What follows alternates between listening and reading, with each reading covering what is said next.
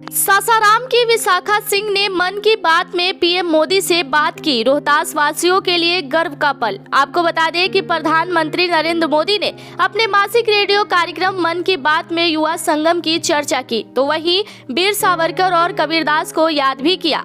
PM Modi ने युवा संगम के कुछ प्रतिभाओं से बात कर उनकी अनुभव की जानकारी ली। पीएम मोदी ने एनटी रामाराव को भी याद किया। मन की बात कार्यक्रम की शुरुआत में पीएम मोदी ने कहा कि ये एपिसोड दूसरी सेंचुरी की शुरुआत है। उन्होंने कहा कि पिछले महीने हम सभी ने इस स्पेशल सेंचुरी को सेलिब्रेट किया। जन भागीदारी ही इस कार्यक्रम की सबसे बड़ी ताकत है।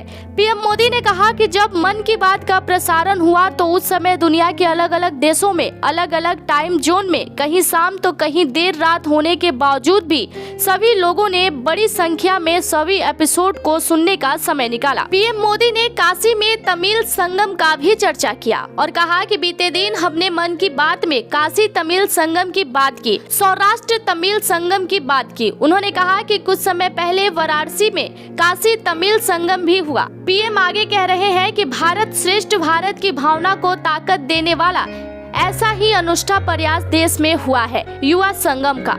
उन्होंने कहा कि ये युवाओं का संगम का सबसे बड़ा मंच है। पीएम मोदी ने युवा संगम को लेकर अरुणाचल प्रदेश के छात्र से बात की। तो आप सोशल मीडिया में एक्टिव हैं? जी मोदी जी एक्टिव हो। तो आपने ब्लॉग लिखना चाहिए अपना, ये युवा संगम का अनुभव कैसा रहा, आपने उसमें एनरोल कैसे किया, राजस्थान में अनुभव कैसा रहा, ताकि देश भर के युवाओं को पता चले कि एक भारत श्रेष्ठ भारत का महात्म्य क्या है, ये योजना क्या है, उसका फायदा युवा कैसे ले सकते हैं। पूरा अपने एक्सपीरियंस का ब्लॉग लिखना चाहिए, तो बहुत लोगों को पढ़ने के लिए काम आएगा। जी मैं जरूर करूंगा। गेमर जी, बहुत अच्छा लगा आपसे बात करके। और उन्होंने युवा संगम कार्यक्रम को लेकर ब्लॉग लिखने और अपने अनुभव शेयर करने की सलाह दी। पीएम मोदी ने बिहार के सासाराम निवासी कंप्यूटर साइंस के छात्र विशाखा सिंह से भी बात की। पीएम मोदी से बिहार की सासाराम की विशाखा ने युवा संगम की अपनी यादें साझा करते हुए कहा कि तमिलनाडु में हमारे कई दोस्त बन गए हैं। विशाखा ने तमिलनाडु के राज्यपाल से मुलाकात और इशारों के दफ्तर में जाने को यादगार बताया। विशाखा ने खान पान से लेकर संस्कृत तक तमिलनाडु में आयोजित युवा संग्राम को अपना अनुभव साझा किया। विशाखा सिंह जी से बात करते हैं। विशाखा जी नमस्कार।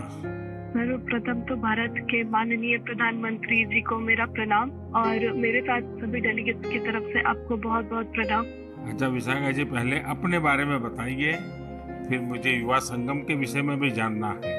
मैं बिहार के सासाराम नाम के शहर की निवासी हूँ और मुझे युवा संगम के बारे में मेरे कॉलेज के व्हाट्सएप ग्रुप के मैसेज के थ्रू पता चला था सबसे पहले तो। उसके बाद फिर मैंने पता करा इसके बारे में और डिटेल निकाली कि ये क्या है, तो मुझे पता चला कि ये प्रधानमंत्री जी की एक स्कीम है, एक भारत श्रेष्ठ भारत के थ्रू युवा संगम है।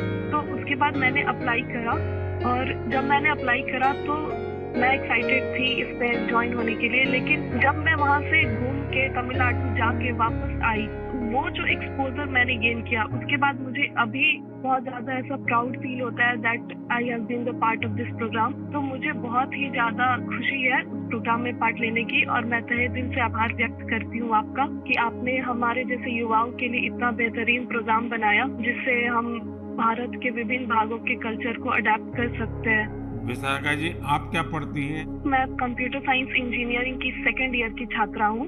अच्छा विशाखा जी, आपने किस राज्य में जाना है, कहाँ जुड़ना है, वो निर्णय कैसे किया? जब मैंने ये युवा संगम के बारे में सर्च करना शुरू किया गूगल पे, तभी मुझे पता चल गया था कि बिहार के डेलीगेट्स को तमिलनाडु के डेलीगेट्स के साथ एक्सचेंज किया जा रहा है। तमिलनाडु काफी रिच कल्चरल स्टेट है हमारे कंट्री का, तो उस टाइम भी मैंने जब ये जाना, ये देखा कि बिहार वालों को तमिलनाडु भेजा जा रहा है, तो इसने भी मुझे बहुत ज्यादा मदद किया ये डिसीजन लेने में कि मुझे फॉर्म फिल करना चाहिए, वहाँ जाना चाहिए या नहीं। और मैं सच में आज बहुत ज्यादा गौरवान्वित महसूस करती हूँ कि मैंने इसमें पार्ट लिया और मुझे बहुत खुशी है। आपका पहली बार जाना हुआ तमिलनाडु? जी, मैं पहली बार गई थी। अच्छा, कोई खास यादगार चीज अगर आप कहना चाहें तो क्या कहेंगे? देश के युवा सुन रहे हैं आपको। जी, पूरा जर्नी माने तो मेरे लिए बहुत ही ज्यादा बेहतरीन रहा है। एक एक पड़ाव पे हमने बहुत सारी अच्छी चीजें सीखी हैं। मैंने तमिलनाडु में जाके अच्छे दोस्त बनाए हैं, वहाँ के कल्चर को अडेप्ट किया है, वहाँ के लोगों से मिली मैं। लेकिन सबसे ज्यादा अच्छी चीज जो मुझे लगी वहाँ पे, वो पहली चीज तो ये कि किसी को भी मौका नहीं मिलता है इसरो में जाने का, और हम डेलीगेट्स थे तो हमें ये मौका मिला था कि हम इसरो में जाएं। प्लस दूसरी बात सबसे अच्छी थी वो थी जब हम राजभवन में गए और हम तमिलनाडु के राज्यपाल जी से मिले, तो वो 2 मोमेंट जो था वो मेरे लिए काफी सही था। मुझे ऐसा लगता है कि जिस एज में हम हैं एज अ यूथ, हमें वो मौका नहीं मिल पाता जो कि युवा संगम के थ्रू मिला है, तो ये काफी सही और सबसे यादगार मोमेंट था मेरे लिए। बिहार में तो खाने का तरीका अलग है, तमिलनाडु में खाने का तरीका अलग है, जी, तो वो सेट हो गया था पूरी तरह। वहाँ जब हम लोग गए थे तो साउथ इंडियन क्विजीन है वहाँ पे तमिलनाडु में, तो जैसे ही हम लोग गए थे तो वहाँ जाते के साथ हमें डोसा, इडली, सांभर, उत्तपम, वड़ा, उपमा ये सब सर्व किया गया था। तो पहले जब हमने ट्राई करा तो दैट वाज टू गुड। वहाँ का खाना जो है वो बहुत ही हेल्दी है, एक्चुअली बहुत ही ज्यादा टेस्ट में भी बेहतरीन है और हमारे नॉर्थ के खाने से बहुत ही ज्यादा अलग है। तो मुझे वहाँ का खाना भी बहुत अच्छा लगा और वहाँ के लोग भी बहुत अच्छे लगे। अब तो दोस्त भी बन गए होंगे तमिलनाडु में।